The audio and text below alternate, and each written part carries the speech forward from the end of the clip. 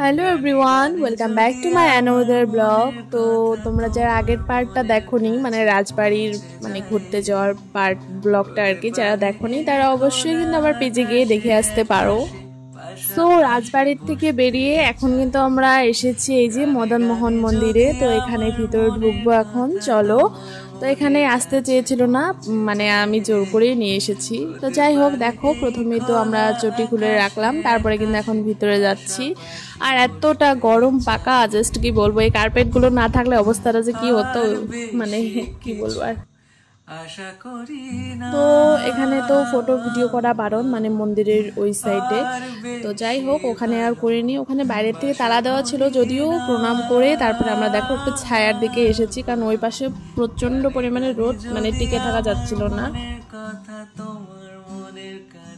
তারপরে এই দেখো কত তাড়াতাড়ি হেঁটে হেঁটে যাচ্ছি, না হলে একদম পা পুড়ে শেষ হয়ে যেত। এই কার্পেটগুলোর উপর দিয়েই যাচ্ছি। তো দেখো খুব সুন্দর জায়গাটা, খুবই সুন্দর, মানে মনে হচ্ছিল আরও কিছুটা সময় থাকি এইখানে। মানে বলতে গেলে ওই 10 মিনিটও থাকিনি, এতটা তাড়াহুড়ো মানে করছিল বাবা, যার জন্য আর কি বেশি সময় থাকিনি। আর গরমের মধ্যে ভালো লাগছিল না, কিন্তু জায়গাটা খুবই সুন্দর, ভীষণ সুন্দর। আর মন্দিরের জায়গা বলতে গেলে এমনিও সুন্দরই হয়। তো যাই হোক, এখন দেখো আমরা কিন্তু বেরিয়ে পড়বো। তো আজকে যদি একটু মেঘলা মেঘলা ওয়েদার হতো তাহলে হয়তো ঘুরে মজা পেতাম, আর ভালো লাগতো, অতটা গরম লাগতো না। তো যাই হোক, মানে খুব একটা ভালো করে ঘুরতে পারলাম না।